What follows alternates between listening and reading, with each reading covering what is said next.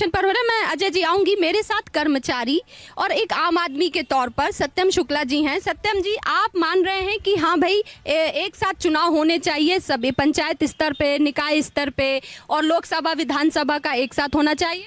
जी बिल्कुल, किसी भी कर्मचारी से आप पूछ लीजिए, पूरे कार्य जितने भी चुनाव के आचार संहिता लगते हैं छोटे बड़े, उसमें ठप हो जाते हैं क्योंकि बड़े अधिकारियों की ड्यूटी लग जाती है।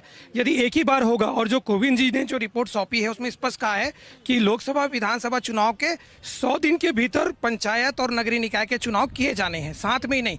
उसमें अवधि क्या होगा, जो अभी 90 दिन होता है, हो सकता है 180 दिन में पूरे चुनाव निपट जाएंगे।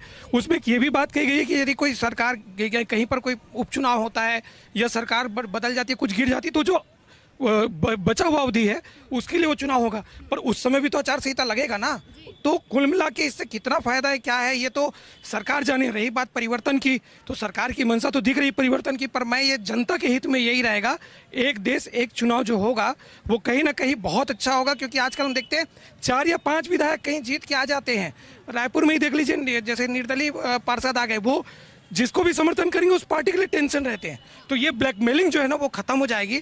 ये बहुत अच्छी चीज़ है, क्योंकि जिनके 20-25 जीत के आते हैं वो बेचारे विवश होते हैं।